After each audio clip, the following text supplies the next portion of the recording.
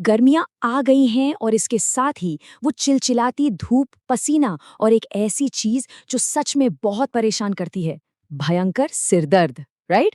तो आज के इस एक्सप्लेनर में हम इसी बात की गहराई में जाएंगे। हम डिकोड करेंगे कि आखिर मौसम बदलने के साथ हमारी बॉडी में ऐसे कौन से बदलाव होते हैं और हमारी लाइफस्टाइल की वो कौन सी छोटी छोटी आदतें हैं जो इस मौसमी सिरदर्द को ट्रिगर करती हैं। तो सबसे बड़ा सवाल यही है कि गर्मियों में आखिर ये सिरदर्द होता क्यों है।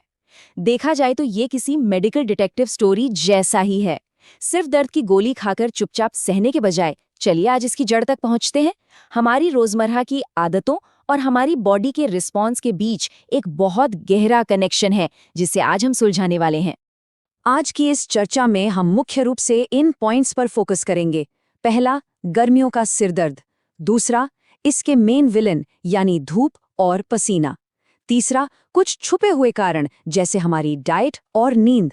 चौथा, इससे बचने के आसान तरीके। और फाइनली, डॉक्टर के पास कब जाना चाहिए। तो चलिए सीधे अपने पहले सेक्शन की तरफ बढ़ते हैं, गर्मियों का सिरदर्द, एक आम समस्या। देखिए, गर्मियां सिर्फ बढ़ता हुआ तापमान लेकर नहीं आती, बल्कि अपने साथ समर हेडेक नाम की ये बेहद कॉमन और तकलीफदेह प्रॉब्लम भी लाती हैं। ये हम में से किसी एक की परेशानी नहीं है, बल्कि हम सब कभी ना कभी इससे जूझते हैं। तो अब टाइम आ गया है कि उन स्पेसिफिक एनवायरमेंटल और फिजिकल रीजंस को समझा जाए जो असल में इस दर्द को पैदा करते हैं। आगे बढ़ते हैं सेक्शन 2 की तरफ, जहां हम इसके मुख्य कारणों यानी धूप और पसीने के असर को समझेंगे। अब इसे ऐसे समझिए, हमारी बॉडी में एक पूरा बायोलॉजिकल चेन रिएक्शन चलता है। जब हम लंबे समय तक तेज धूप में रहते हैं तो बॉडी का टेम्परेचर अचानक से शूट अप कर जाता है। अब इसे कंट्रोल करने के लिए हमारी बॉडी बहुत ज्यादा पसीना छोड़ती है। असली प्रॉब्लम यहीं से शुरू होती है। इस पसीने के साथ साथ हमारे शरीर से बहुत ही जरूरी पानी और नमक भी बाहर निकल जाता है। नतीजा, डिहाइड्रेशन। और बस इसी डिहाइड्रेशन की वजह से सिर भारी लगने लगता है और वो भयानक दर्द शुरू हो जाता है। मतलब पसीना सिर्फ गर्मी का एहसास नहीं है, ये लिटरली हमारे शरीर के जरूरी तत्वों को निचोड़ रहा है। यहाँ एक बहुत ही क्रिटिकल मेडिकल टर्म को समझना जरूरी है, हीट स्ट्रोक या हीट एग्जॉशन, जिसे हम आम बोलचाल में लू लगना भी कहते हैं। ये एक काफी सीरियस कंडीशन है।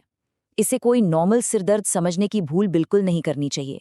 बहुत ज्यादा गर्मी में रहने के बाद अगर अचानक चक्कर आने लगे, बहुत ज्यादा वीकनेस फील हो और सिर फटने लगे, तो समझ लीजिए कि ये हीट स्ट्रोक का अलर्ट है। हद से ज्यादा गर्मी हमारी बॉडी के लिए सच में खतरनाक हो सकती है।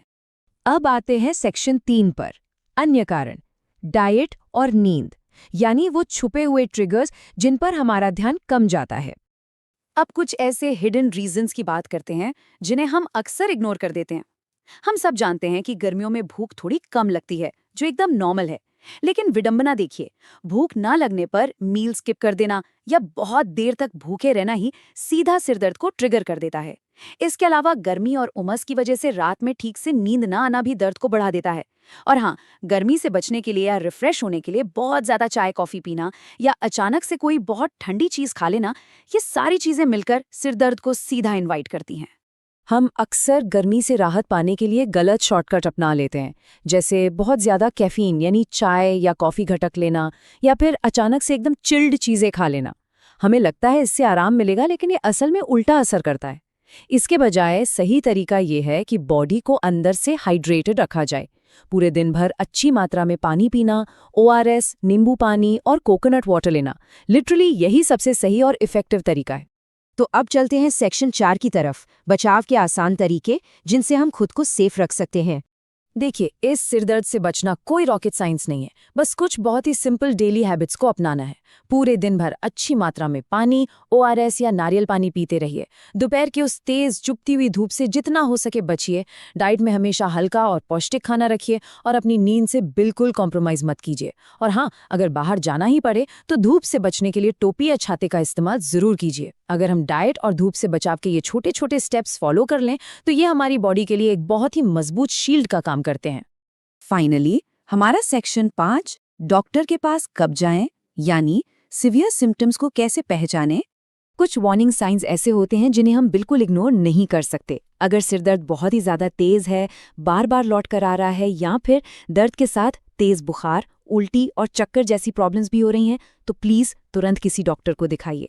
ये समझना बहुत ज़रूरी है कि एक नॉर्मल मौसमी सिरदर्द और एक मेडिकल इमरजेंसी के बीच एक बहुत बारीक लाइन होती है। अगर ये वार्निंग साइंस दिखें तो बिना कोई रिस्क लिए प्रोफेशनल मेडिकल हेल्प लेना ही सबसे समझदारी का काम है।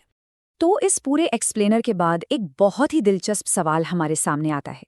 क्या वाकई गर्मी ही सिरदर्द का असली कारण है, या फिर गर्मियों में हमारी अपनी रोज़मर्रा की आदतें इसके लिए जिम्मेदार हैं? मौसम तो जाहिर है अपने हिसाब से गर्म रहेगा ही, लेकिन हम उस मौसम में कैसे रिएक्ट करते हैं, हमारी डाइट कैसी होती है और हम खुद का कितना ख्याल रखते हैं, असल में यही तय करता है कि हमारी गर्मियाँ कैसी बीतेंगी। इस सवाल पे ज़रूर सोचिएगा। चलिए, इस चर्चा को यहीं समाप्त करते हैं।